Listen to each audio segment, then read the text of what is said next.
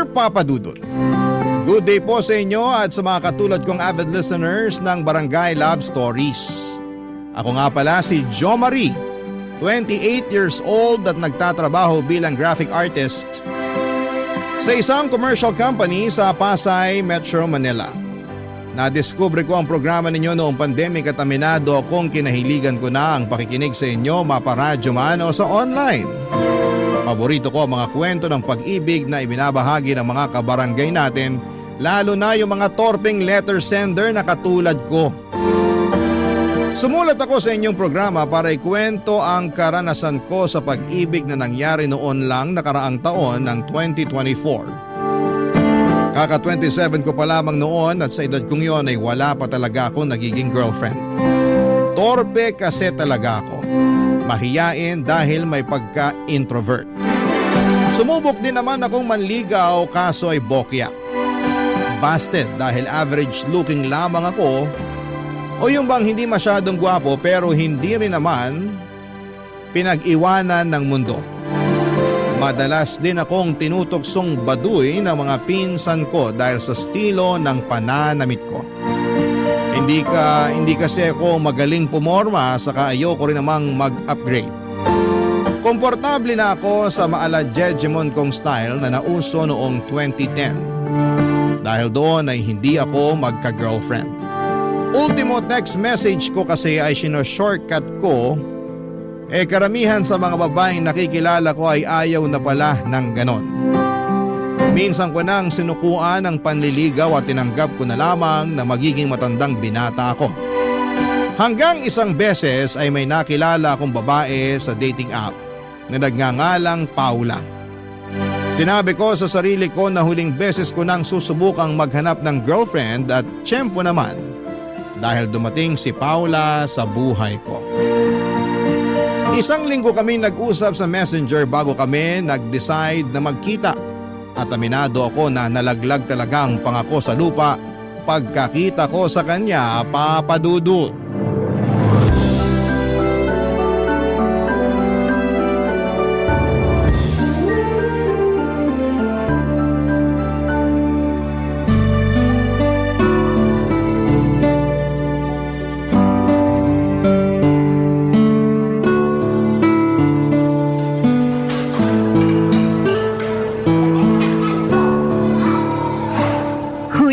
Bakit hindi mo ginagalaw yung pagkain mo? Hindi mo ba tatanungin kung nakakagalaw pa ako? Ha? Joke lang. Okay ka lang ba? Okay lang. Pero natutulala lang kasi ang ganda mo eh. Hindi naman masyado, pero thank you. Anong hindi naman masyado? Nakita mo na ba sarili mo sa salamin? Ang ganda-ganda mo. Sigurado ka bang hindi ka artista? Hindi. Model? Hindi rin. Baka naman cosplayer ka ah. Nagko-cosplay ako pero paminsan-minsan lang. Kaya pala. Pa-autograph ako mamaya ah. Hindi naman ako sikat. Pero madali ka lang din sisikat. Sa ganda mong yan. Tsaka matanong ko lang. Mix ka ba? Anong mix? Ano, may halo, may ibang lahi. Kasi kulay green yung mga mata mo. O contact lens lang yan? Aha, cute mo. Ha? Sabi ko, ang cute mo. Ah, sorry. Curious lang talaga ako. Okay lang. Nakitan nga ako sa pagiging curious mo. Pero para sagutin yung tanong mo, hindi contact lens tong mata ko. Totoo yan? Oo. British kasi ang dad ko. Tapos, Filipina ang mom ko. OFW siya nun sa London nung nagkakilala sila. Pero dito na ako pinanganak at lumaki sa Pilipinas. Hindi rin naman sila nagsama. Hindi rin kasal. Saka meron na akong stepdad ngayon na Pinoy din at mga kapatid sa mommy ko. Kaya pala. Pero di mo ba hinanap yung dad mo? Para ano pa? Hindi rin naman siya nagsustento sa akin simula pinagbuntis ako ni mommy. Kahit siguro ako, hindi ko nahahanapin yung tatay ko kung ganyan. Kaya nga, buti na lang strong independent woman ang nanay ko kaya nakaya niya akong itaguyod. Umuwi siya rito sa Pilipinas para dito manganak. Tapos, nung baby pa lang ako pinaalaga niya na ako kina lola na nanay niya habang siya ay bumalik sa London para mag-OFW ulit. Doon na sila nagkakilala ng stepdad ko at nagpakasal. Tapos dito na sila nagsettle sa Pilipinas para bumuo ng sariling pamilya. Nag-business na lang din sila. Okay naman kayo ng stepdad at mga kapatid mo? Oh, mabait stepdad ko saka mga kapatid ko eh. Sobrang close namin. Buti naman kung ganon. Eh ikaw ba? Kumusta kayo ng parents at mga kapatid mo? Okay naman kami, sakto lang. Hindi ako masyadong close sa kanila. Introvert kasi ako tapos puro extrovert mga kapatid ko. Sa bagay. Ayaw mo ba talagang kumain? Kakain din ako mamaya. Sige, pero ako kakain na. Sige lang. Kanina pa ako nagkikrave ng burger eh. Ang bango naman ito. Uy, bakit mo ba ako tinitingnan? Naiilang tuloy ako. Hala, sorry. Hindi ko lang talaga mapigilan eh. Hanggang ngayon kasi na-amaze pa rin ako sa ganda mo. Kanina mo pa ako tinatawag na maganda. Baka naman binubola mo lang ako. Hindi ah. Nagsasabi ako ng totoo. O sige, maniniwala na ako. Buti na lang cute ka. Cute ka dyan. Parang wala kang panama tong itsura ko sa'yo. Huwag mong sabihin yan. Sanay na ako. Mabuti pa kumain ka na lang. Tapos magkwento ka pa tungkol sa sarili mo.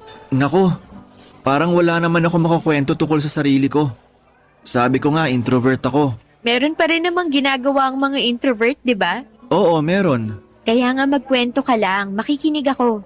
Saka huwag kang mag-alala, hindi naman ako judgmental na tao.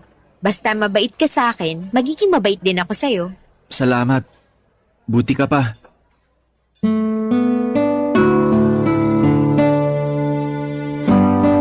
Papadudot maganda si Paula para siyang diyosa na bumaba sa langit. Napakakinis ng kanyang balat, matangos din ang ilong niya at kulay berde ang kanyang mga mata. Half British kasi siya na lumaki sa Pilipinas kaya marunong at sanay na magtagalog.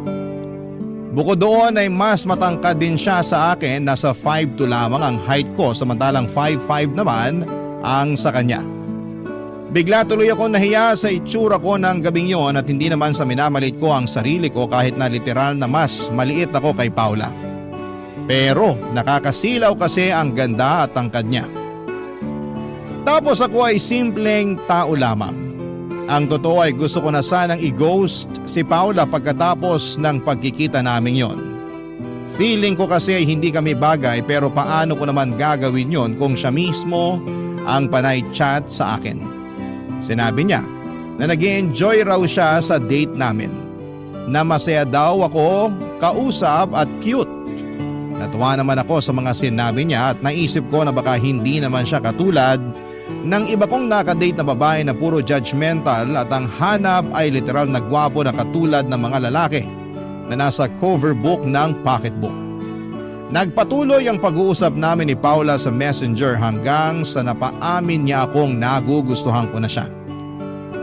Ewan ko kung paano niya nagawa yun. Ako kasi yung tao na sobrang torpe. Hindi talaga umaamin ng feeling sa isang babae magkamatayan man. Pero may kapangyarihan yata si Paula kaya isang tanong lamang niya sa akin noon kung gusto ko raw ba siyang ligawan napa-oo na agad ako. Kakaiba pa nga ako sa reply niya kakaba-kaba pa nga ako sa reply niya dahil akala ko kasunod noon ang pambablock niya sa akin pero gano'n na lamang ang gulat ko nang pumayag siya na ligawan ko siya. At ganoon nga po ang nangyari, niligawan ko si Paula ng 1 buwan, papadudot.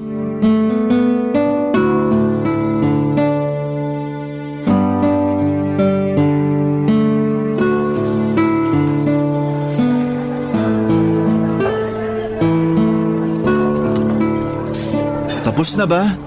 Wala na magpapapicture sa'yo? Naiinis ka ba?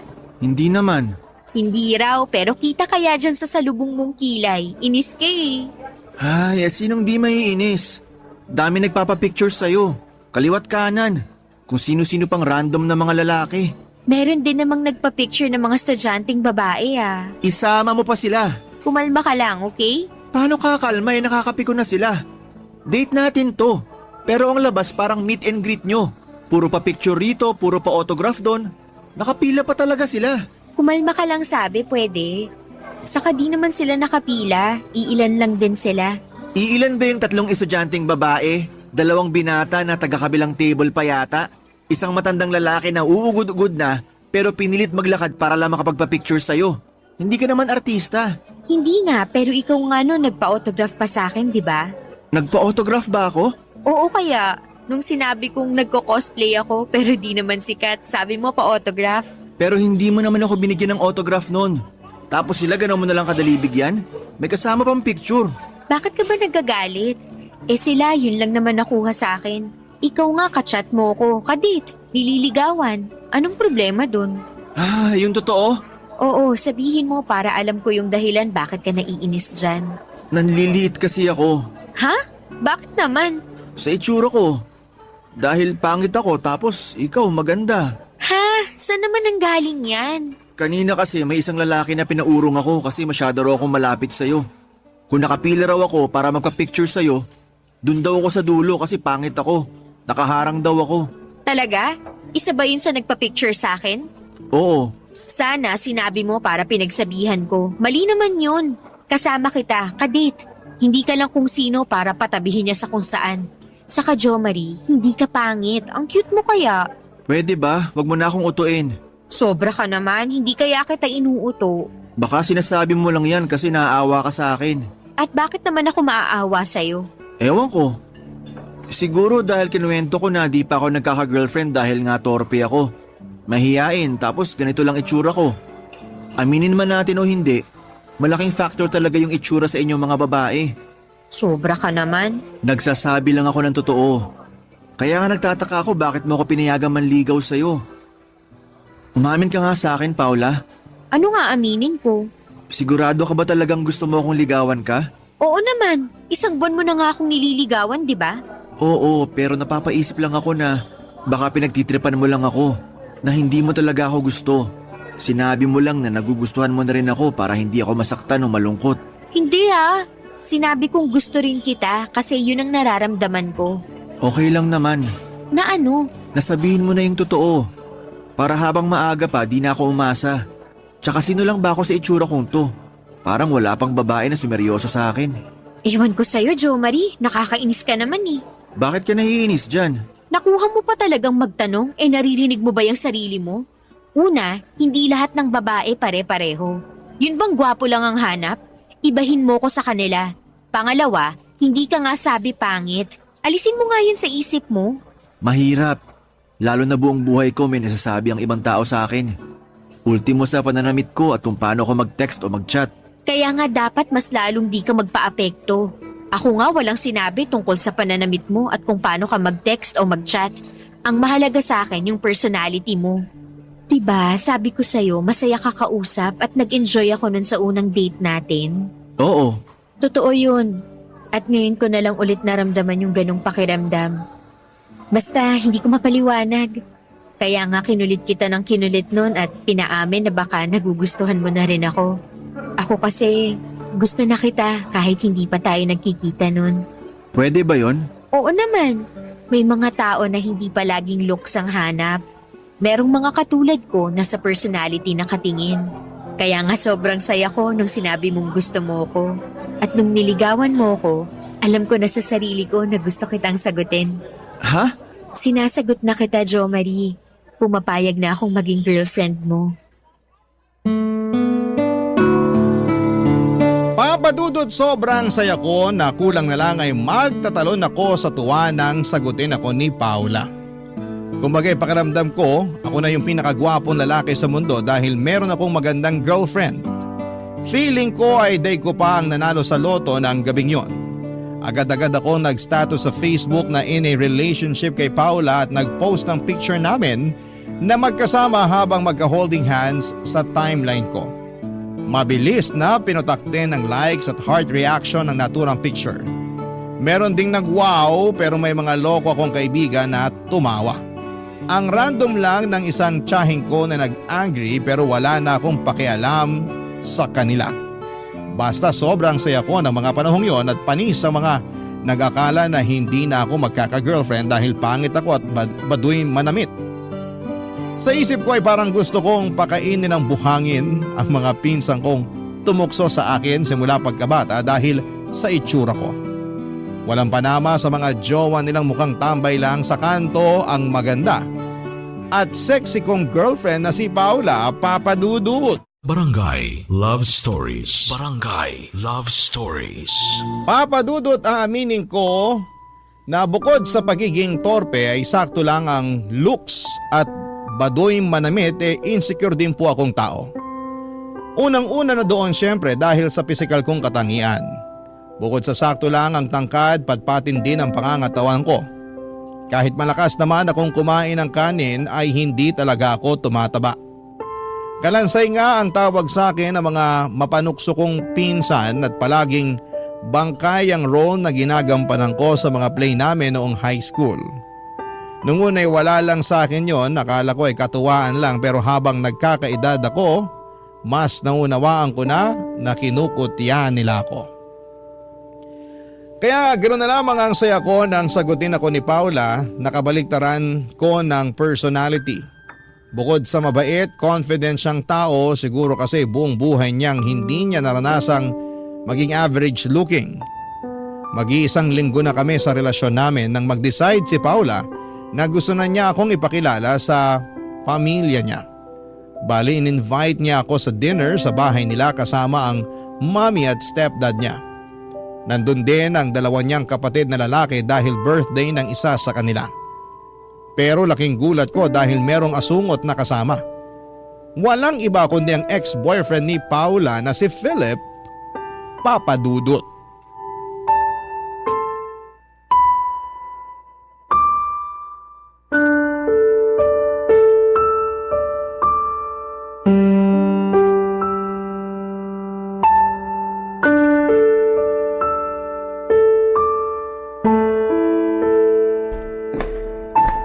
Ano bang ginagawa mo rito sa sulok, babe?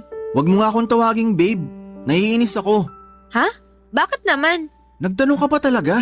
Kanina pa yung asungot mong ex na lapit ng lapit sa'yo.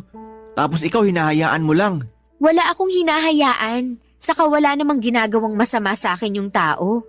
Lumapit lang siya para mangamusta since matagal na rin nung huli kaming nagkita. Bakit kailangan ka pa niyang kumustahin? Ex na nga kayo, di ba? Oo, pero kaibigan ko pa rin si Philip. Kaibigan din siya ng mga kapatid ko. Close nga sila eh. Kaya pala imbitado siya ngayon dito. Teka nga, nagsiselos ka ba? Ha? Nagsiselos ka eh. Aminin mo na, babe. Hindi Bakit naman ako magsiselos? Sus! Maniwala sa'yo, kilala kita. Pag nagsasalubong na yung kilay mo at hindi na mapintay ang mukha mo, malamang nagsiselos ka na. O sige, nagsiselos na ako. Masaya ka na? Babe naman eh. Huwag mo sabi akong tawagin yan. Nabibisit ako. Sobra ka naman. Para kang babae mag-react. Anong sabi mo? Totoo naman yung sinabi ko na para kang babae mag-react dyan. Ewan ko sa'yo. Huwag ka na kasing magselos. Paano hindi magsiselos? Ex-boyfriend mo andito kasama natin. Anong laban ko dyan? Sinong may sabi sa'yo na kailangan mong labanan si Philip?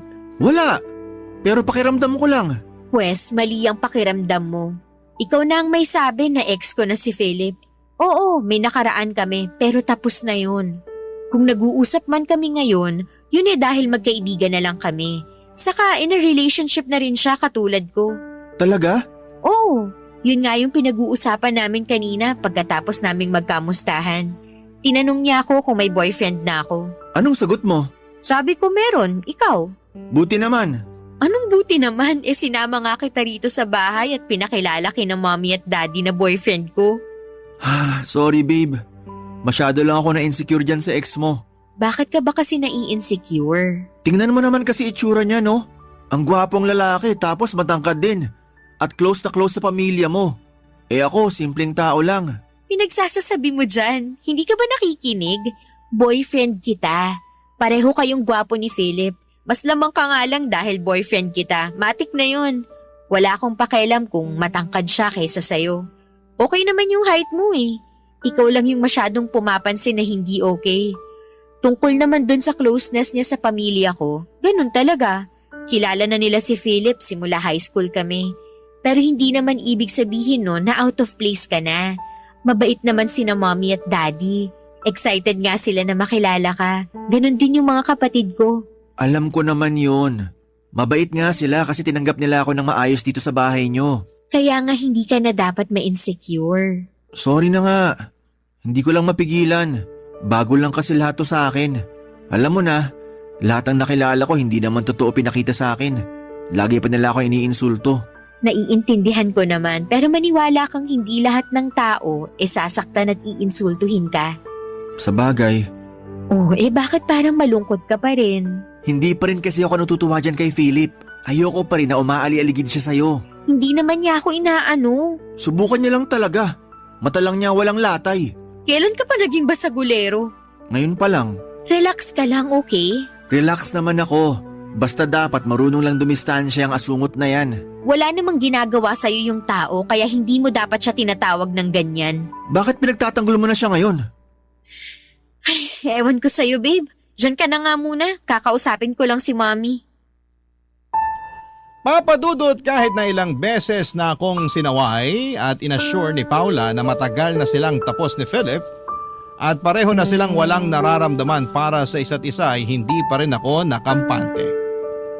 Tanga na lang siguro kung hindi ko nahalata ang malagkit at malanding tinginan niya sa girlfriend ko. Ewan ko ba. Pero unang beses pa lamang na nagsalubong ang mata namin ni Philip, ay hindi na talaga maganda ang kutob ko sa taong yon. Kumbaga, alam ko na hindi maayos ang hilat siya ng bituka niya. Sa kabilang banda ay pinili ko na lamang na itikom ang bibig ko dahil ayokong masira ang gabing yon. Unang beses ko pa lamang makilala ang parents ni Paula, pati na ang mga kapatid niya. Ayoko namang magkaroon sila, papadudot, ng bad impression sa akin dahil sa pagiging insecure ko. Pero ilang beses kong tinanong sa hangin kung bakit kailangan pa nilang imbitahan ang damukol na Philip na yon sa dinner namin. Oo, gets ko naman na sobrang close nila, pero ewan, basta. Nakakasura talaga ang pagmumukha ng lalaking yon, tapos si Paula con todo pakikipag-usap pa sa kanya kahit na nakasimangot na ako.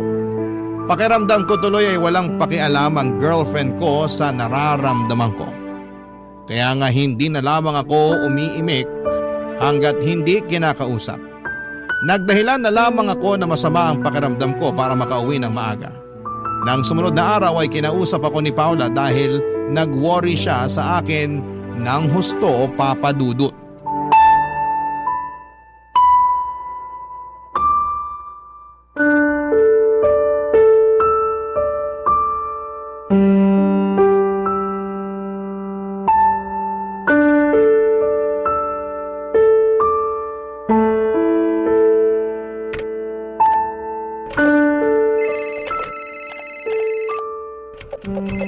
Kanina pa tawag ng tawag tong babaeng to. Kitang busy ako sa paglalaro sa laptop ko. Buti pa sagutin ko na nga. Hello? Hello? Oh, bakit? Anong bakit? Kanina pa kaya ako tumatawag. Bakit ngayon mo lang sinagot? Malamang may iba rin akong ginagawa. Hindi naman sa lahat ng oras hawak ko cellphone ko. Anong ibang ginagawa? Maglaro lang naman ng online game sa laptop mo yung hobby mo. Yun nga yung ginagawa ko. At inuna mo pa talaga yan kaysa sagutin yung tawag ko? Hindi ko rin napansin na tumatawag ka. Naka-silent yung phone ko. Grabe ka naman. Wala naman akong ginawa sa'yo ah. Hindi mo alam na nag-alala ako sa'yo ng husto kasi sabi mo masama pakiramdam mo kaya umuwi ka kaagad kagabi. Tapos wala ka ng update sa akin kung kumusta ka. Nakailang chat at text ako sa'yo para lang sa kaalaman mo. Masama nga pakiramdam ko. Nakatulog ako agad pagdating sa bahay. Kaya di ko na nabasa yung mga chat at text mo. Bakit hindi ka agad nag-reply ngayong umaga? 10 a.m. na oh. Inuna mo pa talagang maglaro kaysa replyan ako? Alalang-alala kaya ako rito. Bakit ka ba kasi nag-aalala? Hindi na naman ako bata. Kahit na. Natural, boyfriend kita. Nako, tigilan mo ako sa kagaganyan mo. Ano na naman bang ginawa ko? Bakit ganyan ka magsalita sa akin? Huwag mong sabihin na tungkol pa rin to kay Philip. Ewan ko sa'yo. Sabi na nga ba hindi pa pala tayo tapos doon? Ikaw lang yung nag-isip na tapos na tayo doon. Iniwanan mo nga ako, di ba? Sabi mo makikipag-usap ka sa mami mo. Ano sa tingin mo naramdaman ko nun? Binaliwala mo lang naman yung feelings ko. Hindi ko binaliwala yung feelings mo. Inassure nga kita, di ba? Sabi ko, ex ko na lang si Philip. Wala na akong nararamdaman sa kanya. Ikaw na ang boyfriend ko, ano pa ba ang gusto mo? Hindi ko alam. Basta, Nakukulangan ako sa assurance mo. Pakiramdam ko sinabi mo lang yun para manahimik na ako. Ano pa bang gusto mong marinig? Sige nga. Wala, kasi narinig ko na naman lahat. Ang gusto ko lang sana hindi na umaali-aligid sa iyo ang Philip na yon. Hindi naman umaaligid-aligid sa akin si Philip ah. Kung makapagsalita ka, parang pinapalabas mo na hindi pa rin kami nakaka-move on sa isa't isa. Yun kasi yung nakikita ko. So, sinasabi mo na sinungaling ako? Hindi ikaw, yung asungot na yon. Huwag mo sabing tawagin ng ganyan si Philip. May pangalan yung tao. Tawagin mo siya sa pangalan niya. Ayan ka na naman eh. Pinagtatanggol mo na naman siya. Hindi ko siya pinagtatanggol. Pero mali naman na tawagin mo sa kung ano-anong alias yung taong may pangalan. Ikaw nga ayaw mo nang iniinsulto ka, tapos mang-iinsulto ka ng iba? Anong sinabi mo? Totoo naman eh. Sabi mo, lagi kang kinukutsa ng mga tao, lalo na ng mga pinsan mo. Alam mo yung pakiramdam na tinatawag sa iba't ibang pangalan na hindi naman totoo. Kaya nag-expect ako na hindi mo nagagawin yun sa ibang tao. Pero mukhang mali ako kasi kagabi mo pa tinatawag na asungot si Philip. Eh wala naman siyang ginagawang masama sa'yo. Sa ngayon wala pa. Pero lalaki ako. Nararamdaman kong may binabalak talaga yung ex mo pag nakatalikod ako. Ewan ko sa'yo, baka naghahalusinate ka lang. Ginawa mo pa akong baliw. Hindi ah. Hindi raw. Sabi mo nga nag-hallucinate ako, di ba? Sabi ko, baka lang naman. Kung ano-ano na lang kasi iniisip mo. Alam mo, ayaw kita kausap ngayon. Ibababa ko na tong call. The feeling is mutual. Ayaw din kitang kausap ngayon.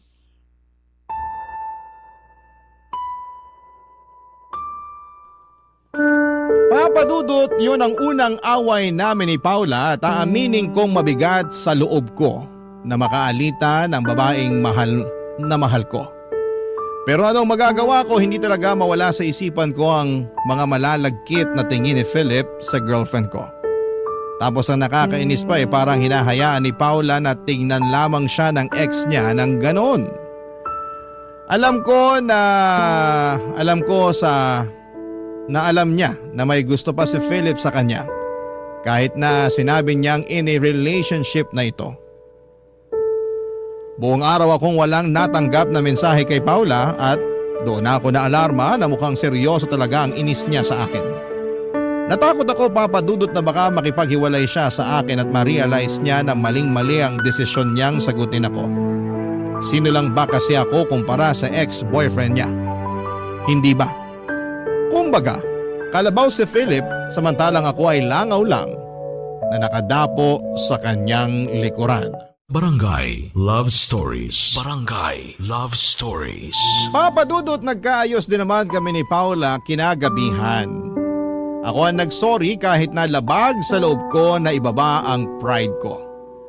Ma-pride din kasi akong tao at hindi lang halata sa akin, pero dahil ayoko namang mawala sa akin si Paula, ako na ang unang nakipag-usap sa kanya. Nagkasundo kami na kalimutan na lamang ang nangyari at magsimula ulit. Kung tatanungin ninyo ako kung kumusta ang pamilya ng girlfriend ko, ay masasabi kong ayos naman. Mabait sa akin ang kanyang parents, pati na rin ang mga kapatid niya. Nakaka-intimidate lang kasi magagandang lahi talaga sila at mukhang perpekto mula ulo hanggang sa paa. Siyempre mabait din sila kay Philip, bagay na kinakainis ko. Tapos yung asungot na yon ay kung todo sipsip pa sa mami ni Paula na akala mo ay kung sino, papadudot.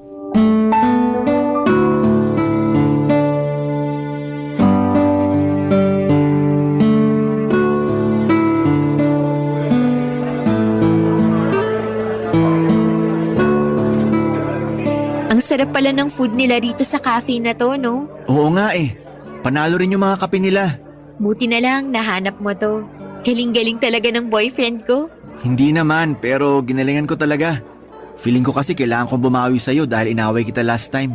Naku, hindi mo naman kailangang bumawi. Saka, di ba, okay na yun? Sa bagay, pero nakokonsensya pa rin ako. Huwag ka nang makonsensya. Okay na tayo. May kukwento pala ako sa'yo, babe. Ano yun? Tungkol kay Philip. Kinuwento lang din ni mommy kanina. Bakit? Anong meron sa kanya? Hiwalay na raw sila ng girlfriend niya kasi nag-cheat daw yung babae. May iba raw pala talaga simula pa lang nung una. Grabe, no? Oo, grabe nga. Ewan ko ba naman sa mga cheater na yan kung paano nila nagagawang humanap pa ng iba at magloko kahit na may mga boyfriend at girlfriend na sila. Cheater nga, di ba? Ganon talaga sila. Hindi pinag-iisipan yung ginagawa nila, basta makapag-cheat lang. Pero hindi ba sila nakukonsensya? Wala silang konsensya. Kawawa naman pala si Philip. Imagine, minahal niya yung girlfriend niyang yun, tapos niloko lang siya at pinagpalit sa iba. Kaya ayun, nagpakalasing daw, tapos nabugbog dun sa iniinumang bar, na ospital tuloy. Baka naman maligalig siya kaya nabugbog. Medyo maligalig nga siya kapag lasing. Wow! Kilalang kilala. Ha? Eh syempre, kaibigan ko rin naman yun. At ex-boyfriend. Ano namang kinalaman nun? Matanong nga kita, no? Ano bang rason? Bakit kayo naghiwalay ni Philip noon? Bakit mo naman tinatanong yan? Curious lang. Bakit? Masama bang malaman? Basta alam ko lang mag-ex kayo. Pero bakit nga ba kayo naghiwalay noon? Nang babae siya habang kami pa. Ah, cheater din pala. Ano bang ibig mong sabihin? Sabi ko, cheater din pala yung ex mo. Kaya ngayon nakarma na siya. Di ba nag-cheat din sa kanya yung girlfriend niya? Ayun, karma is real. Sinasabi mo ba na okay lang na nag-cheat sa kanya yung girlfriend niya dahil nag-cheat siya sa akin nun? Bakit, hindi ba? Ganun naman talaga nangyayari sa mga manloloko. Naloloko rin. Pero mukha namang nagbago na si Philip. Hindi nagbabago manloloko. May kasabihan nga na once a cheater, always a cheater, di ba? Sobra ka naman. Ikaw ang sobra. Kasi pinagtatanggol mo na naman yung asungot na yun. Akala ko ba nagkasundo na tayo na hindi mo natatawaging asungot si Philip? Oo, pero hindi ko mapigilan eh. Tsaka kasalanan mo rin naman. Ha? Paano ko naging kasalanan? Masyado ka kasing concerned sa lalaking yun. Konting kibot ko may sinasabi kang kontra. Pinagtatanggol mo pa. Tapos malalaman ko na niloko ka rin pala niya noon kaya kayo naghiwalay? Sabi na eh, hindi talaga maganda kutob ko sa kanya. Nasa dugo yung pagiging manloloko. Matagal nang nangyari yung sa amin. Napatawad ko na siya. Nakapag-move on na ako. Pero bakit parang ikaw hindi pa? Anong sinabi mo? Totoo naman eh. Lagi mo na lang inuungkat yung nakaraan namin. Ganun mo na lang din kabilis bigyan ng kulay lahat ng mga sinasabi ko tungkol sa kanya. Alam mo, nakakasawa ka na. Nakakapagod ka ng intindihin. Ikaw pa talaga nagsawat na pagod. Eh ako ba, tinanong mo kung kumusta sa tuwing binabanggit mo yung tungkol sa ex-boyfriend mo? Wala naman akong pakialam kung naghiwalay na sila ng ex-girlfriend niya dahil niloko siya o kung ano pa man. Anong gusto mong gawin ko? Maawa sa kanya? Eh manloloko rin siya eh. Kung alam mo lang, natutuliling na ako kababanggit mo sa pangalan ng Philip na yan. Makaramdam ka nga. Nakakaramdam ako at ang nararamdaman ko ngayon ay naiinis ako sa'yo. Ikaw pa talagang may ganang mainis ha? Malamang, ang ayos-ayos ng date natin tapos sisirain mo lang. Ikaw ang unang sumira ng date natin. Talaga? Ano ginawa ko? Sige nga. Dahil lang nagkwento ako tungkol kay Philip? Oo. Bakit affected ka? Ganyan ka ba talaga ka-insecure na pati yung ibang tao na wala namang ginagawa sa'yo, kinaiinisan mo? Kasi kung oo, kawawa ka naman pala. Ah, ganun. Kawawa pala ako? Saan ka pupunta? San pa ba? Di aalis na. Kawawa pala. Bahala ka sa buhay mo. Jo Marie, sandali! Bumalik ka rito, wag mo akong iwan! Papa Dudut, hindi yon ang unang away namin ni Paula pero masasabi kong pinakamalala sa lahat. Ewan pero maliban na naggalit ako dahil binanggit niya ang tungkol sa Philip na yon dapat date namin ang pagtuunan niya ng pansin. Pakiramdam ko ay saling kit-kit lamang ako sa buhay niya, lalo na nang nauna itong si Philip at pinakamatagal niyang nakasama ang ex niya. Kaya hindi niyo ako masisisi kung gano'n na lamang ang ngit-ngit ko at galit ko. Lumipas nga ang ilang araw na hindi ko kinubo si Paula dahil feeling ko ay nasa katuwiran ako. May karapatan akong magalit kasi siya naman ang may kagagawan kung bakit nasira ang date namin ang araw na yon. Puro siya Philip, nakakaalibadbad na. Dahil sa nangyari, lalo akong kinain ng insecurities ko, Papa Dudut. Mas pinagtuunan ko ang sarili ko at aaminin kong napabayaan ko si Paula at ang relasyon naming dalawa.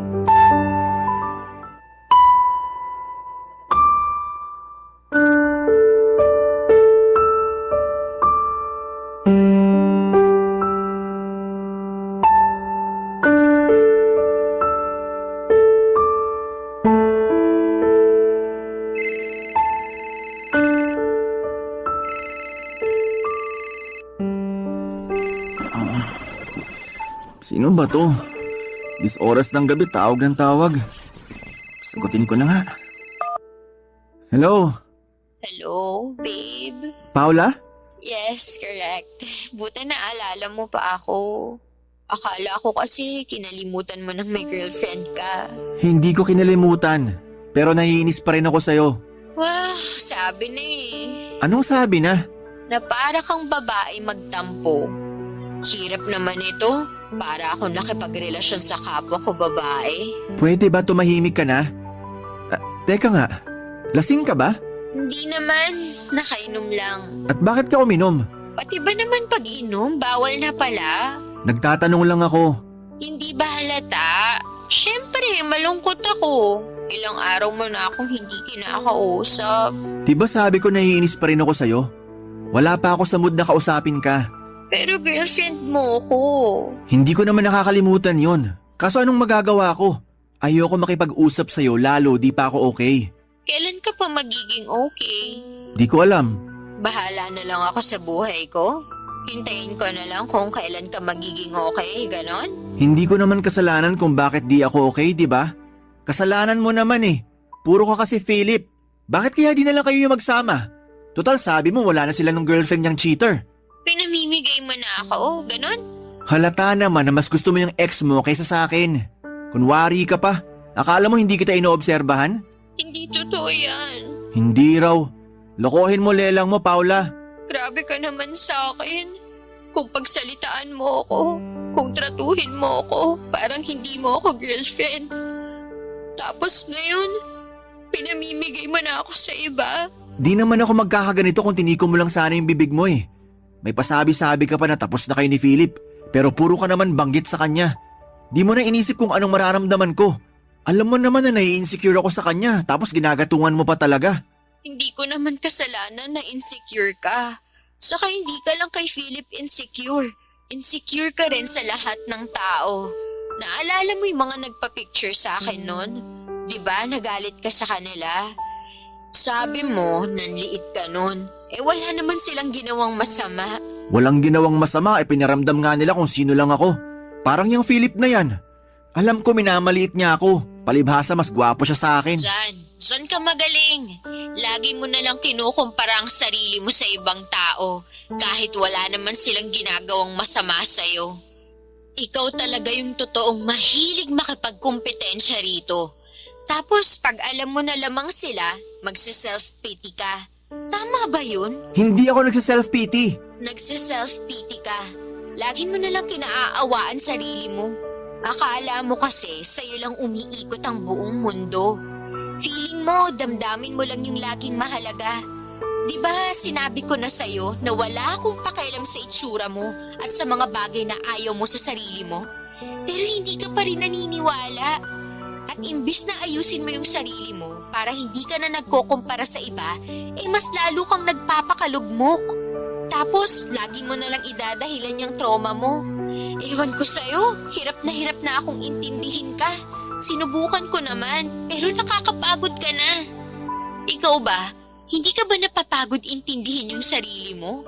Daig mo pa yung bata kung mag-tantrums. Kung pagod ka na pala, mabuti pang tigil na natin to.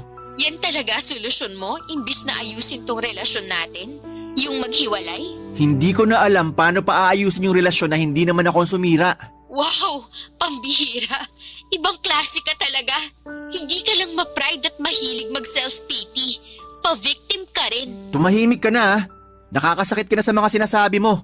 Lagi na lang feelings mo yung mahalaga. Paano naman yung sa akin? Parang wala rin pala akong boyfriend. Mabuti pa nga, itigil na natin to. Maghiwalay na tayo, Jo Marie.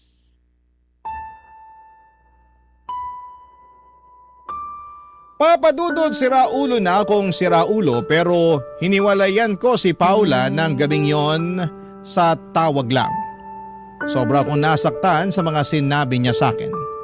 Pakiramdam ko ay ginamit niya ang mga kahinaan ko laban sa akin mismo. Kaya naman galit ako sa kanya ng panahong yon. Pero makalipas ang 3 araw ay napag-isip-isip kong may mali din sa akin at may point naman talaga si Paula sa mga sinabi niya. Doon ako nakaramdam ng pagkakonsensya at panghihinayang sa aming relasyon. Kaya lang ay hindi ko alam kung mapapatawad pa niya ako, lalo na at mukhang napagod na rin siya sa akin. Kaya kahit masakit ay tinanggap ko na lamang na hiwalay na kami ng babaeng mahal ko. Dahil sa lungkot ay nag-deactivate ako ng Facebook account at nagbalik na lamang sa social media pagkalipas ng 2 buwan. Ngunit gano'n na lamang ang panlalamig ko nang tumambad sa akin ang picture ni na Paula at Philip ng magkasama. Nagkabalikan sila at mukhang masayang-masaya sa naturang larawan. Agad kong in-unfriend si Paula bago umiyak habang nagsisisi. Akala ko ay okay na ako pero hindi pa pala, lalo na nang nakita kong masaya na sa ibang babaeng mahal ko. Pakiramdam ko ay pinaagaw ko siya sa iba. Sa kasalukuyan ay unti-unti kong binabago ang pananaw ko sa buhay, lalo na kung paano ko tingnan ang sarili ko. Takot kasi akong magbago. Akala ko lahat ng pagbabago ay masama pero nagkamali ako. At yun ang nagsilbing malaking aral sa akin. Maraming salamat po sa inyo, Papa Dudut. Sakaling mapili po ninyong i-area ang storya ng buhay ko at sana po ay kinapulutan po ito ng aral ng mga kabarangay natin. God bless and more power sa Barangay Love Stories. Number 1 kayo sa puso ko. Ang inyong forever, kapuso at kabarangay, Jo Marie. Dear Papa Dudut, maagang nagmamature ang isang bata kapag hindi nagagampanan ng tama ng mga magulang ang responsibilidad nila sa kanilang mga anak. Yan ang eksaktong karanasan ko sa buhay na gusto kong ibahagi sa programa ninyong Barangay Love Stories. Sana ay meron akong ma-inspire sa aking storya at kapulutan ito ng aral ng mga kabarangay natin. Pero bago tayo pumunta doon ay magpapakilala muna ako sa inyo. Tawagin niyo na lamang po ako sa pangalang Prince, 26 years old at isang seaman. Tubong Pangasinan ang pamilya namin pero sa Manila na ako nag-aral. Nasa barko ako ngayon at pagkatapos ng trabaho ay libangan ko na talagang mag-scroll online habang nakikinig sa inyong programa.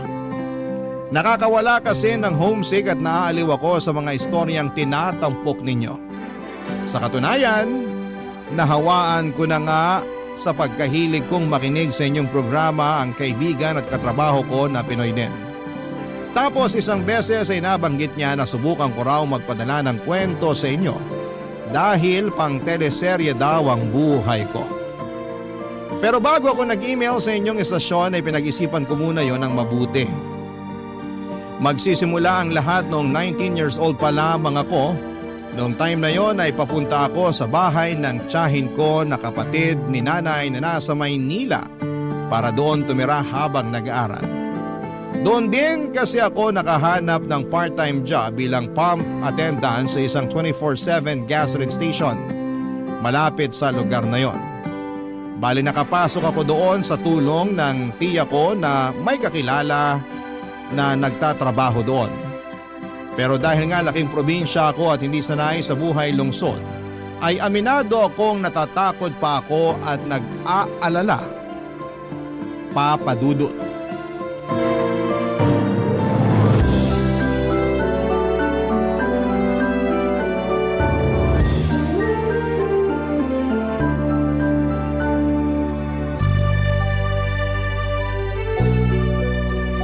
Baka naman pagdating mo sa Manila mag-girlfriend ka kagad, naka? Na hindi naman po pagka-girlfriend ang ipupunta ko ron. Pag-aaral po tsaka pagtatrabaho. Naninigurado lang ako. Ang kinakatakot ko kasi baka isang araw, umuwi ka na lang dito sa atin habang umiiyak tapos basang-basa ng ulan. Sabay hingi ng tawad sa amin ng tatay mo kasi nakabuntis ka na dun sa Manila. Lakas makateleserye niyan, Nay. Masyado namang dramatic, ate. Dramatic ba yon? Kalimitan gano'n naman talaga ang mga eksena. Oo nga, pero ang OA nung basang-basa sa ulan, ano yan, parang katulad sa mga pelikula? Pwede rin. Kahit kailan puro ka talaga kalokohan. Hoy, baka nakakalimutan mo ako ang ate sa ating dalawa. Kung makapagsalita ka dyan na puro ako kalokohan. Bakit hindi ba? Tsaka hindi ko naman nakakalimutan na ikaw ang ate sa ating dalawa, pero kalmahan mo lang, okay? Hindi ko naman pababayaan si Prince doon. Akong bahala sa anak mo. Salamat kung ganon. Basta anak, huwag kang mabubuntis doon ha. Bata ka pa eh. Huwag mo akong tularan na sa edad na 19 nagkaanak na. Mangako ka sa akin, huwag kang mambubuntis doon. Ay, pangako po. Buti na yung nagkakaintindihan. Para namang wala kang tiwala sa anak mo. Eh hindi naman kayo magkapareho nung kabataan mo. Kung ikaw magaslaw kumilos, ibahin mo si Prince na tahimik at mahiyain. Huwag mo nga akong ikumpara sa anak ko. Saka nagpapaalala lang ako bilang nanay niya. Ayoko na matulad siya sa akin na hindi na nasulit ang kabataan kasi nagkaanak na at nakisama sa tatay nila. Hoy, huwag ka nga magsalita ng ganyan. Ano bang pinagsasasabi mo? Naririnig ng anak mo yung mga sinasabi mo sa tatay nila, mahiya ka nga. Ay sus, alam naman niya ni Prince sa kanong kapatid niya eh. Alam nila na galit ako sa tatay nila kasi binuntis ako ng maaga. Nagustuhan mo rin naman na mabuntis ng maaga. Ano? Sino may sabi niyan? Sino pa ba? Malamang si nanay. Yan talagang nanay natin. Hilig akong i-chismis. Hindi yung chismis kung totoo naman ang sinasabi niya. Tsaka baka nakakalimutan mo nandun din ako. Alam na alam ko ugali mo ng mga bata tayo. Ewan ko sa'yo. Kaya ikaw, Prince, buti na lang talaga hindi ka nagmana rito sa nanay mo. Mabuti na lang po talaga. O para bawas-bawasan mo yung pagiging mahiyain mo, pagdating natin sa Maynila dapat bagong tao ka na. Anong pinagsasasabi mong dapat bagong tao na yung anak ko? Ang ibig kong sabihin, dapat maging confident si Prince sa sarili niya. Iwanan na lang niya yung hiya niya rito sa Pangasinan. Sinasabi mo ba na makakapal mukha ng mga tao sa Maynila? Siyempre hindi. Linawin mo kasi. Nay, naiintindihan ko naman po yung ibig sabihin ni tita. Ang lagay kasi hindi ko lang po mapigilan na matakot, lalo na probinsyano ako. Hindi naman inaalipusta ng mga taga Manila ang mga probinsyano eh. Tsaka kasama mo ko ron, pati na rin yung mga pinsan mo. Hindi ka mapapano doon kaya huwag ka nang matakot. Salamat po, tita. Walang anuman. Yun naman pala eh. Ayos na, wala nang problema. Magpakalalaki ka lang, nak. Magiging maayos ka doon. Ano ba namang klaseng payo yan, ate? Ano na naman bang mali sa sinabi ko, ha? Para kasing wala ka nang sinabing matino. Ay, nako, lagi-lagi na lang, oo. Kailan kaya ako may masasabing matino? Ay, naku ka rin. Nay, tita, pwede po ba wag na kayo mag-aaway? Hindi naman kami nag-aaway. Ganito lang talaga kami magbanding ng nanay mo. Oo nga. Kahit nung maliliit pa kami, ganito na talaga kami. Masyado kasing kontrabulati ang tiya mo sa lahat ng mga sinasabi ko. Kontrabulati ka dyan. O bakit? Totoo naman ah. Sabihin mong hindi. Hindi naman talaga. Ay sus! Lokohin mo na ang lasing, wag lang ako. Papadudot, pangarap ko na talagang magtrabaho sa barko at malibot ang buong mundo. Pero mahirap lang ang pamilya namin. Magsasaka ang tatay ko sa bukid na hindi namin pag-aari. Ang nanay naman ay nagtitinda ng gulay sa tabing kalsada kung saan ay ginawan siya ni tatay ng maliit na kubo para may masilungan siya at mapaglagyan ng mga paninda niya. Meron akong nakababatang kapatid na babae na delay mag-isip. Kaya nga maaga rin akong namulat sa realidad ng buhay at nag-aasam na isang araw ay may aahon ko sa kahirapan ang pamilya namin. Kinatagalan ay naging maayos naman ang paninirahan ko sa Maynila kasama ang pamilya ng tiyahin ko. Nung una ilang lamang ako sa mga pinsan ko kasi tahimik at seryoso akong tao. At dahil mas bata sila sa akin ay nandoon ang kakulitan nila na sa huli ay kinasanayan at kinaaliwang ko na lamang. Naalala ko kasi sa kanilang bunso kong kapatid na nami-miss ko ng panahong yon. Habang nagpapatuloy ang pag-working student ko sa Manila, ay mabilis na lumipas ang 5 buwan. Hanggang sa may nabalitaan ako mula sa lola ko na nangyari sa nanay namin sa probinsya Papadudut.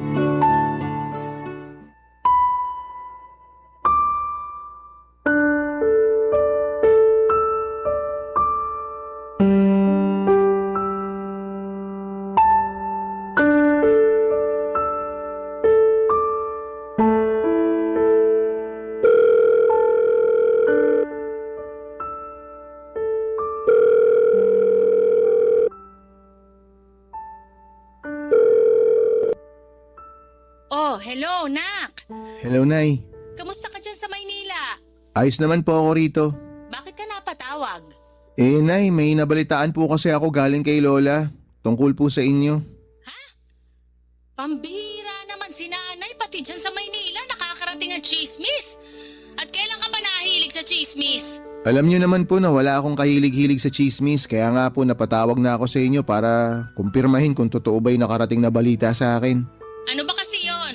Dali-dalian mo at busy ako sa pagtitinda dun sa kubo natin. Istorbo ka eh. Dumayo pa pinsan mo rito sa bahay na nakasimangot kasi raw gusto mo akong kausapin. Akala ko naman emergency. Hay, ano na yung sasabihin mo? Totoo po ba, Nay, na sumayaw-sayaw daw kayo sa harap ng mga construction worker na gumagawa ng bahay malapit dyan sa atin? Meron daw kasing kapitbahay na nakakita sa inyo tapos nagsumbong kay Lola.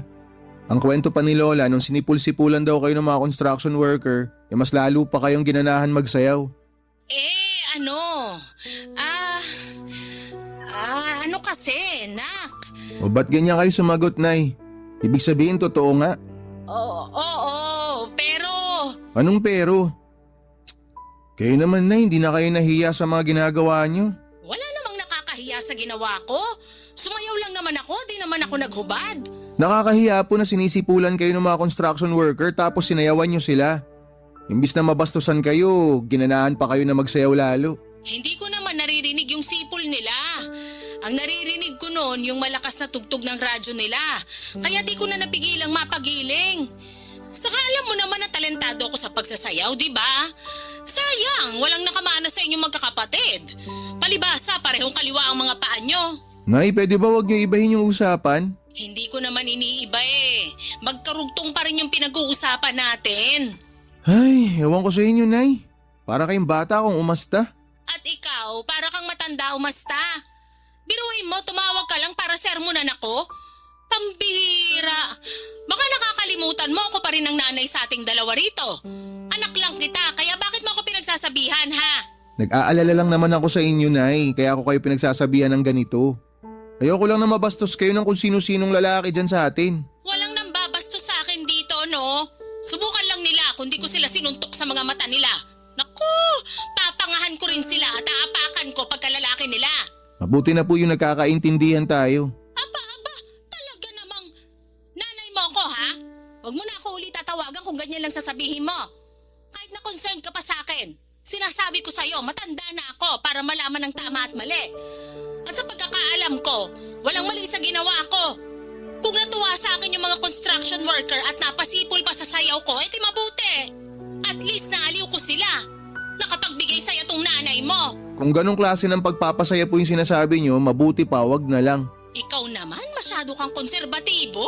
Dapat nga po kayo yung mas konserbatibo sa akin eh, dahil babae kayo, nanay pa kayo. Hindi lahat ng babae konserbatibo, no? Ibahin mo ako kasi hindi ako ganon. Saka, naiinis na ako, ha? Wala na ba tayong ibang pag-uusapan kundi yan tungkol sa sumbong sa'yo ng lola mo?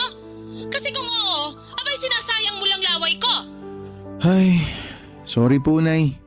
Sorry ka dyan. Sa susunod mag-isip ka muna bago ka tumawag dito sa atin. Lalo na kung hindi naman pagkakakitaan yung sasabihin mo. Alam mo namang mas mahalaga ngayon ng pera lalo't nagigipit na kami rito. Po?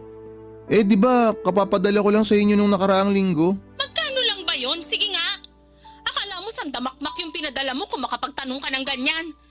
Sa susunod, pwede bang laki-lakihan mo naman padala mo, Nak? Nay, alam niyo naman na part-time lang ako dito, di ba? Yung sumusobra lang po sa sahod ko, yung kaya kong ipadala sa inyo. Ay, kaya nga wag mo nang sayangin ang oras ko dahil kailangan ko pang magtinda doon. Sige na, ibababa ko na to. Masyado ka madaldal. Kaloka kang bata ka. Bye! Papadudot masakit na ang ulo ko bago ko pa lamang kausapin si nanay noon sa cellphone at mas lalo pang nadagdagan ang sakit ng ulo ko matapos ng pag-uusap namin. Na-stress talaga ako sa kanya dahil para siyang bata na nagpapasaway ng mga panahong yon. Napaisip tuloy ako kung sino sa kanila ng bunso kong kapatid ang delay mag-isip.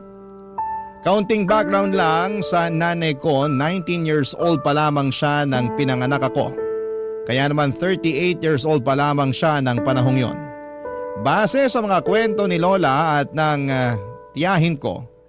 Noong kabataan daw ng nanay ko ay talagang lapitin na siya ng mga kalalakihan sa barangay namin. Yung ibang araw ay dayo pa.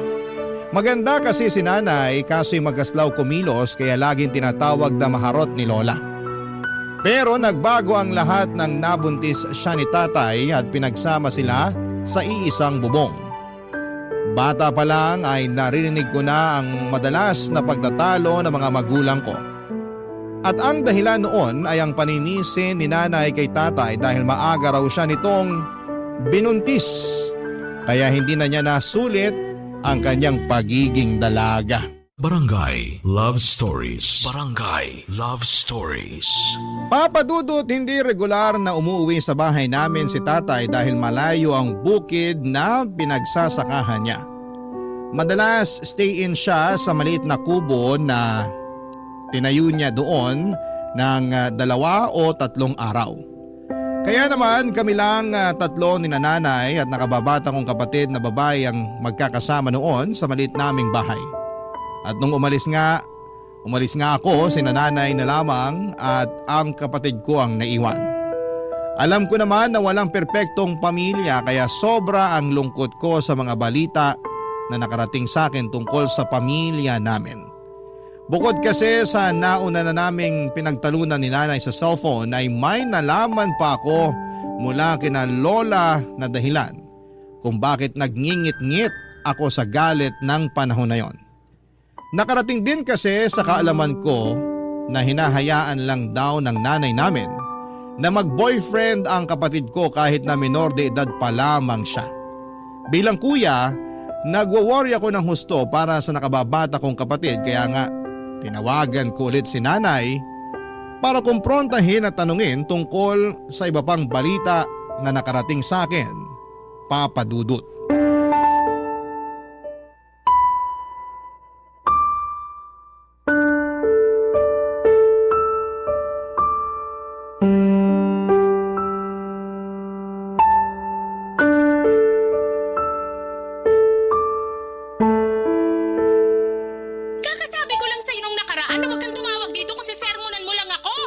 Paano hindi ko kayo sisermonan? Hinahayaan nyo lang yung kapatid ko na mag-boyfriend.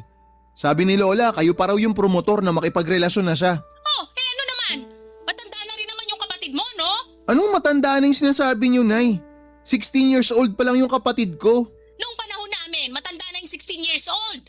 Ah, talaga po? Bakit lagi nyo sinusumbat kay tatay noon na nabuntis niya kayo nung 19 pa lang kayo? Iba naman yon. Saka ayoko pa naman nun talaga magkaanak, kaso wala eh. Nabuntis ako nung magaling yung ama. Kaya nga po, wag nyong igaya sa inyo yung kapatid ko. Boyfriend pa lang naman. Hindi pa mabubuntis kapatid mo kaya kumalma ka nga. Masyado kang mainit dyan eh. Pati ako na nanay mo sinisigawan mo. Grabe ka talaga sa akin. Hindi naman po ako magkakaganito kung maayos kayo dyan eh. Naturingan kayong nanay pero mukhang kayo pa yung nagpapahamak sa kapatid ko. Hinay-hinay ka sa pananalita mo ha. Sumusobra ka na. Saka pinagsasasabi mong ipapahamak ko ang kapatid mo tinanong ko siya kung gusto na niya magka-boyfriend. Oo raw kasi sa kanila magkakaibigan, siya na lang yung walang kapareha. Naiinggit daw siya at pakiramdam niya na pag-iiwanan na siya. Tinanong ko kung may nanliligaw ba sa kanya kaso wala. Duda rin ako na may magkakagusto sa kapatid mo kasi may pagka-slow yun mag-isip, di ba? Alam mo naman yun. Kaya nga po mas lalong dapat hindi nyo siya nirereto kung kani-kanino eh. Dapat mas pinoprotektahan nyo siya para di siya maabuso. Hindi naman kung sino-sino yung nirereto ko sa kapatid mo, nak. Kakilala natin. Saka suki ko nanay nun sa mga gulay na paninda natin. Lagi pa nga nilang pinapakyaw mga paninda ko kapag may handaan sa bahay nila eh. Wala po akong pakialam, Nay. Tsaka wala po itong kinalaman sa paninda nyo na pinapakyaw nila. Bata pa yung kapatid ko para magkaroon ng boyfriend. Mamaya utuin lang siya nun tapos buntisin siya. Ay, masyado ka namang ano dyan. Hindi nga mabubuntis kapatid mo. Siyempre hindi ko hahayaan. Saka kung mabuntis, sinisigurado ko na pananagutan siya nung anak ng suki natin. Yan talaga katwiran nyo? Na mukha namang pananagutan ng boyfriend sakaling mabuntis yung kapatid ko? Ay, ewan ko na talaga sa inyo, Nay. Basta ewan ko sa'yo, no? Kainis ka. Ngayon na nga lang tumawag tapos nagagalit ka pa sa akin. Paano di ako magagalit kung ano-anong pinag-aagawa nyo dyan? Kung makapagsalita ka, bakit? May iba pa ba akong kasalanan? Yun na nga, buti naramdaman nyo na meron pa. May sinumbong sa akin si Lola. Hinahayaan nyo lang daw na may mag-inuman dyan sa kubo. Oh, may kakilala ko naman yon. Kahit nanay, ang pangit pa rin tingnan nun. Lahat na lang sa'yo pangit tingnan. Ano ba talaga gusto mo mangyari? Dami mong reklamo eh. Di ba talaga kayo naapektuhan? Di nyo nakikita, nay, na pangit tingnan? Na yung kubo na ginawa ni tatay para sa inyo, ginagawa nyong pwestuhan ng inuman? Wala pa silang mga bahay para dun sila mag-iinom? Meron. Pero pinakiusapan ako na doon na lang daw sila mag-iinom. Kasi wala yatang bakante sa bahay nila. Sakto, hindi rin naman ako nagtitinda kaya hinayaan ko na lang. Wala naman silang sinira o ninakaw bukod sa wala namang mananakaw dun sa kubo na ginawa ng tatay mo. Nay, bakit grabe naman yung tiwala nyo sa mga kung sino-sino dyan? Pinapapasok nyo pa talaga sa bahay para lang mag-inuman. Bakit naman hindi? Matagal na ako nakatira rito.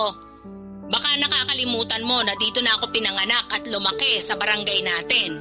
Kaya halos kilala ko na lahat ng mga tao rito. Yung mga nag-iinuman sa kubo natin, mga kumpare namin ng tatay mo dahil inaanak namin yung mga anak nila. Hey, hirap sa'yo, masyado kang mainit agad dyan. Tapos kung ano-ano agad pumapasok sa isip mo. Alam mo, huwag kang masyado nagpapapaniwala sa lola mo sa kung anong chinichismis niya sa'yo kasi yung iba doon, imbento lang niya. Paano hindi ako maniniwala sa kanya, Nay? Maski siya nagagalit na, nag-aalala pa. Huwag mo nga kaming masyadong alalahanin dito. Ayos lang kami, no? At tupagin mo dyan yung pag-aaral mo, hindi yung pinoproblema mo pa yung hindi naman talaga problema. Wala ka bang sariling problema dyan? Ay, marami, Nay, sa totoo lang. Oh, yan yung problemahin mo at hindi kami rito. Ay, kainis to. Sinisira araw ko. Papa Dudut, hindi ako ganon kakumbinsido sa mga katuwiran ni nanay pero tulad nga ng sinabi niya, dapat ay hindi ko na sila masyadong pinoproblema sa probinsya. Totoo rin naman dahil apektado ako sa mga nalaman kong balita tungkol sa kanila. Hindi ako makapag-focus sa pag-aaral at madalas akong balisa at kahit sa trabaho ay lutang ako. Kaya nga sinantabi ko na lamang ang mga alalahanin ko at nagtiwala sa nanay ko na hindi siya gagawa ng dahilan para masira ang pamilya namin. Nagpatuloy po ako sa pag-aaral habang nagtatrabaho. Hindi ko rin nakalimutan kumustahin ang pamilya ko sa probinsya, lalo na ang kapatid ko. At kahit na malayo kami sa isa't isa ay palagi ko pa rin siyang pinagsasabihan sa abot ng aking makakaya. Ayoko kasing mapariwara siya. Tuwing bakasyon ay umuwi ako sa amin sa Pangasinan ng ilang araw bago ako bumalik sa Maynila para ipagpatuloy ang pagtatrabaho. Pamahal kasi ng pamahal ang pag-aaral ko habang tumatagal kaya kailangan kong makapag-ipon ng pera. Hindi nagtagal ay nakapagtapos ako ng pag-aaral taong 2023. Nagtatrabaho pa rin ako noon at nakatira sa bahay ng tiyahin ko habang naghihintay na makasampas sa barko, Papa Dudut.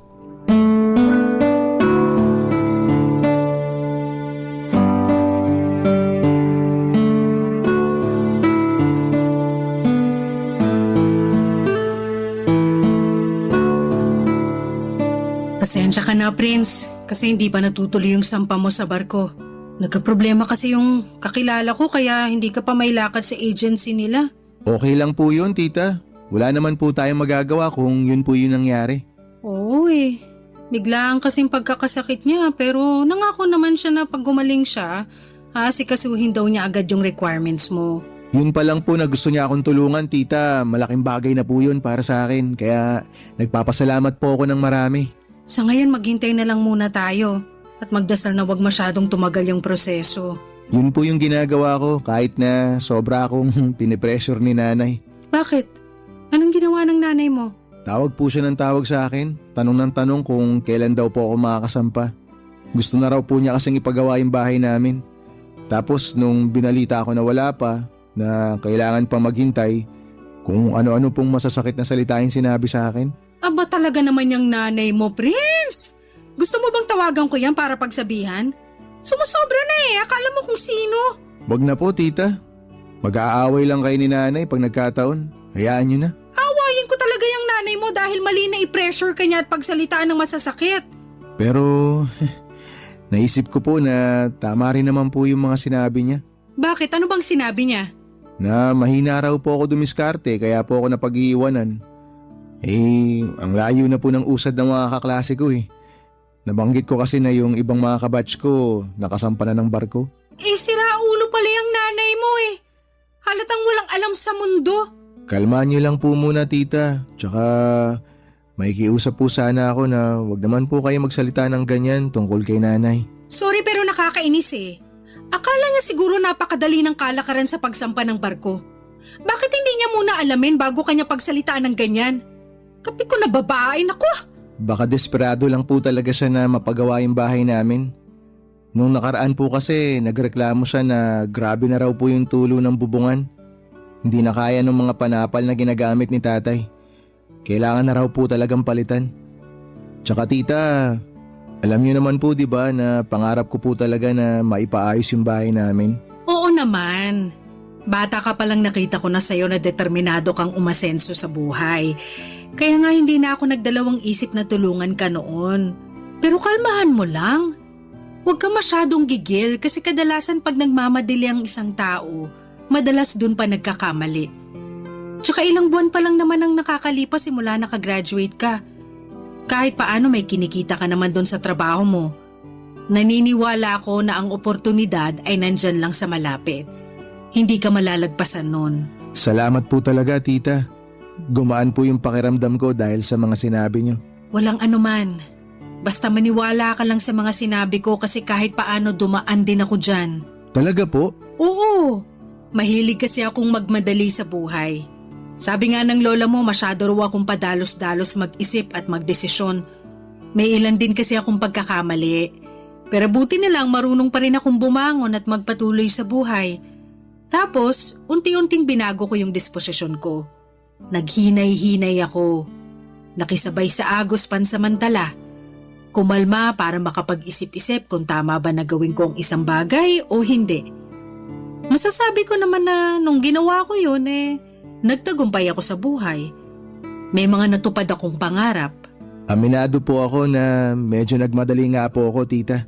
Pansin ko nga, sa sobrang pagmamadali mo nakakalimutan mo na mag-relax. Lagi kang abala sa trabaho. Lumalabas ka pa ba para maglibang-libang man lang? Gumala, ganon. Mas gusto ko na lang pong matulog kesa gumala. Gumala ka rin kasi pag nagbarko ka na, may miss mo yan. Wala ka bang pupuntahan kasama mga barkada mo? Baka meron, puntahan mo na para kahit paano hindi mo maisip yung paghihintay mo kung kailan ka makakasampa sa barko. Sa bagay, tama po kayo. Tsaka sakto rin po tita. Meron nga po akong pupuntahan pero pinag-iisipan ko pa. Talaga? Ano yon? Inimbitahan po ako ng kaibigan ko. Bale, dati ko po siyang kaklase. Birthday niya po ngayon, kaya magpapaparty daw po siya. Ano pang hinihintay mo? Pumunta ka na!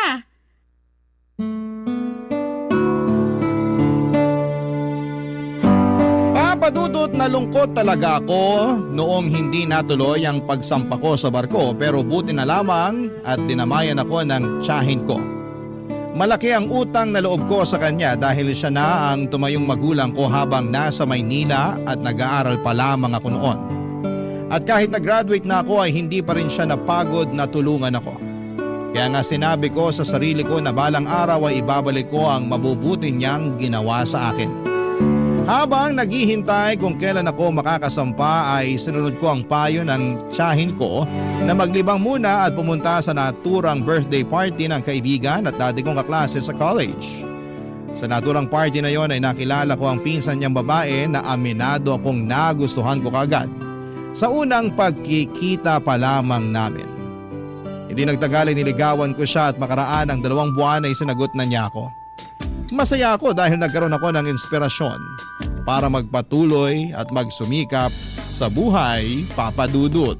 Barangay Love Stories. Barangay Love Stories. Papa Dudut, mas matanda sa akin ang 3 taon ng girlfriend ko. Bali 27 years old na siya ng panahong yon at single mother. Isa rin siyang teacher kaya labis ang respeto ko sa kanya bukod sa mag-isa niyang tinataguyod ang 2 niyang anak. Kung tatanungin ninyo ako kung issue ba sa akin ang pagiging single mother niya ay hindi ang sagot ko. Mahal ko ang girlfriend ko at umahanga ako sa kanya kaya naman pinagmamalaki ko siya. Pinakilala ko siya sa tiyahin ko na masayang masaya sa unang beses pa lamang ng pagkikita nila. Tapos kinuwento ko na rin siya at ang mga anak niya sa nanay ko na nasa probinsya na nagsasabing excited daw siyang makilala ang girlfriend ko ng personal. Kaya nga noong taon ding yon ng 2023 ay umuwi kami ng girlfriend ko sa Pangasinan kasama ang dalawa niyang anak upang maipakilala ko na siya sa pamilya ko doon. Kaya lang, biglang nag-iba ang ihip ng hangin para sa nanay ko matapos niyang malaman ang pinagdaanan ng girlfriend ko.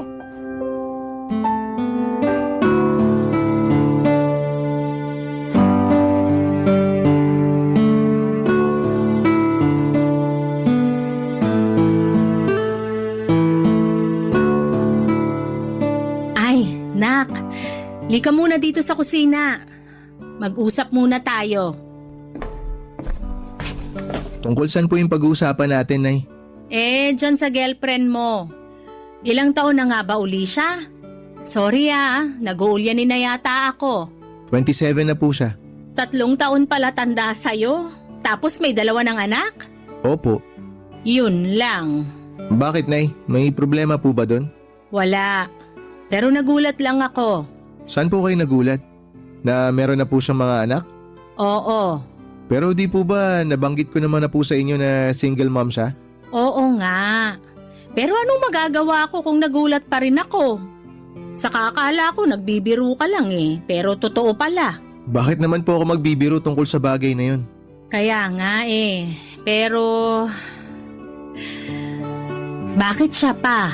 Po? Sabi ko, bakit siya pa? Bakit yung ganyang babae pa yung ginawa mong girlfriend 2 na pala anak niya at sa magkaibang lalaki pa? Ano ba namang klaseng babae yan? Napakadisgrasyada! Nay, sandali. Maghinay-hinay naman kayo sa mga sinasabi niyo tungkol sa girlfriend ko. At bakit ko gagawin yon? Kanina pa nga ako nagtitimpi na sabihan siyang malandi. Hindi po siya malandi. Disente po siyang tao. Hindi niya pinababayaan yung mga anak niya. Sa katunayan, teacher nga siya eh. Teacher pala pero disgrasyada. Anong disgrasyada yung pinagsasabi niyo, Nay? Pwede ba tumigil na kayo? Bakit ka ba nagagalit sa akin? Nagsasabi lang naman ako ng totoo. Magkaiba yung pagsasabi ng totoo sa panghuhusga. Paanong hindi huhusgahan? Kahusga-husga naman. Saka di ka na nahiya. Sa dinami-dami ng babaeng liligawan mo, sa kanya pa talaga? Sana pumili ka man lang nung single, yung walang sabit na mga anak. Bata-bata mo pa naging instant tatay ka na sa mga anak ng babaeng yan. Hindi naman po issue sa akin yung mga anak ng girlfriend ko eh. Mahal ko po sila na parang mga anak ko. Hay, tigilan mo nga ako. Kakasabi ko pa lang ng bata-bata mo pa para magkaanak. Di na ako bata, Nay. 24 years old na ako. Bata pa rin yon. Saka magtatrabaho ka pa Hindi mo pa nga na-enjoy yung kikitain mo, meron ka ng susustentuhan? Wala akong susustentuhan, Nay. May sariling trabaho yung girlfriend ko. Di siya umaasa sa akin. Ngayon lang yan. Pero tingnan mo pag nakasampa ka na sa barko. Sigurado makikipag-agawan na yan sa amin sa kikitain mo. Yan lang ba ang tingin niyo sa akin, Nay? Sa totoo lang, Nay, yung nararamdaman ko, parang inaantay niyo lang na magpadala ako ng pera sa inyo eh. Parang lagi lang kayo nakaabang dun sa araw ng sahod ko. Responsibilidad mo naman talaga kami Saka nangako ka sa amin na kapag nakapagtapos ka na ng pag-aaral at nakasampa sa barko, uunahin mo yung pamilya natin. Yun naman ang ginagawa ko Di ko naman nakakalimutan yung responsibilidad ko na sinasabi niyo. Dapat lang. Basta, kahit na anong sabihin mo, ayoko dyan sa girlfriend mo. Hindi ko siya matatanggap dahil meron siyang mga anak sa labas. Wala akong pakialam kung teacher pa siya o basta nakakahiya siya. Magpabuntis ba naman sa 2 lalaki? Gusto mo bang pagchismisan tayo sa buong barangay natin dahil sa babaeng yan? Bigyan mo naman ng kahihiyan ng pamilya natin. Talaga, Nay? Gusto niyong pag-usapan yung kahihiyan? Sige. Sa pagkakaalam ko, wala akong ginagawa masama para mapahiya yung pamilya natin. Tsaka kumpara sa ating dalawa, kayo ang may pinakamaraming kahihiyan na ginawa. Sumusobra ka na talaga Kayo ang sumusobra. Nauna kayong kausapin ako ng ganyan eh. Hindi ko nagustuhan yung mga pinagsasabi niyo kaya sumagot ako. Tas ganyan yung mararamdaman nyo. Hindi naman ako magsasalita ng ganito kung tinikom nyo lang sana yung bibig nyo eh. Akala nyo kasi kung sino kayong santo. Hindi naman din kayo perpekto. Yan siguro natutunan mo dun sa paninirahan mo sa Maynila, no? Ang sagot-sagutin ako! Siguro kung may natutunan ako doon, Nay, yun yung hindi palagpasin yung pangit yung ugali. Ang tandaan nyo na hindi pa gumaganda yung asal nyo. Anong sabi mo? Sumusobra ka na talaga, ha? Papadudot na galit ako kay nanay matapos niyang tawagin na disgrasyada ang girlfriend ko. Hindi ko kasi yon inaasahan kaya nadismaya ako ng husto sa kanya. Alam ko na concern lamang siya sa akin pero hindi na ako bata para hindi malaman ang mga ginagawa ko. Bago kami pumasok sa relasyon ng girlfriend ko ay inamin na niya sa akin na nagkaroon siya ng anak sa magkaibang lalaki noong nag-aaral pa lamang siya. Tinanggap ko yon at hindi yon naging issue sa akin kasi mahal ko siya. Dahil sa nangyari ay lumayo ang loob ko kay nanay lalo na noong nakabalik na kami sa Maynila. Kahit natutol siya ay nag-live-in pa rin kami ng girlfriend ko. Hindi nagtagal ay nakasampa na ako sa barko sa tulong ng pamilya ng girlfriend ko. Papadudot masayang masaya ako noon dahil sa wakas ay unti-unti ko nang matutupad ang mga pangarap ko sa buhay. Habang nasa barko ay may mga pagkakataon na kapag nasa remote area kami ay wala talagang signal. Kaya nga lumilipas ang ilang araw na hindi ako nakakatawag sa mga mahal ko sa buhay na nasa Pilipinas. Pero tinitiis ko yon dahil determinado ako sa ginagawa ko. 6 na buwan ang nagdaan, nakatanggap ako ng tawag mula sa tiyahin ko na magiging dahilan upang gumuho ang aking mundo, Papadudot.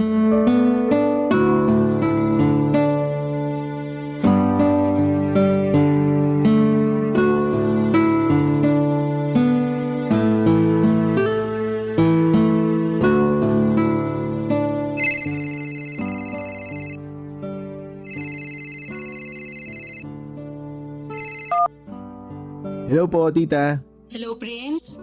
Naku, buti na kontak na kita. Pasensya na po kayo, hirap kami sa signal nung mga nakaraang araw. May nadaanan po kasi kaming bagyo.